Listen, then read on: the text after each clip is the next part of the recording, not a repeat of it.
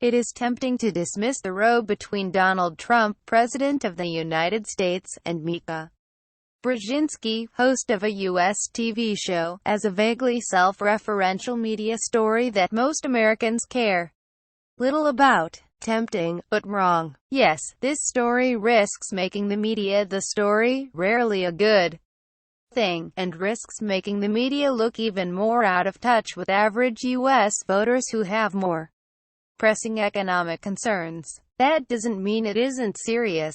It tells us things about the man and about his presidency, things that are worth knowing. Full disclosure, Mika Brzezinski is a friend of mine and we work together regularly on her show. But this story is really not about her at all. It is what it tells us about the president that matters. 1.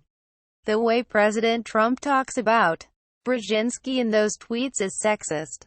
What's more, it is just the latest in a string of sexist comments that focus on women's looks, not their abilities. Rosie O'Donnell, Megyn Kelly, Carly Fiorina, Miss Universe, Brzezinski are just a few. Sexism like this from the top can breed sexism down the line. It can make it seem somehow acceptable. It isn't. Point 2. Using personal information of this nature against someone is singularly vicious. As Melania Trump says, when Donald is attacked, he hits back 10 times harder. In this instance, Mr. Trump used the platform of the Oval Office and his Twitter feed to magnify the force of the blow. The White House says this makes him tough and a fighter, and that's why he was elected. I wonder about that. Do Americans who elected him to fight for their jobs actually want him to use that same quality in this way? 3. The tweets show he is easily provoked. America's allies and adversaries are taking note.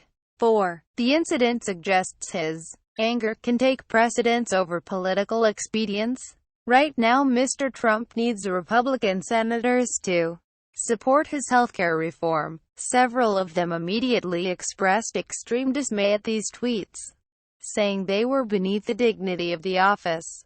It may not impact their final vote, but it can't help. 5. Criticism, however strongly worded or teasingly expressed, comes with the job of being president. In 1962, after the Bay of Pigs fiasco, JFK talked about how he'd been pummeled by an abrasive U.S. press corps. He also said that was a good thing because it made his presidency stronger. Read more from Caddy 6.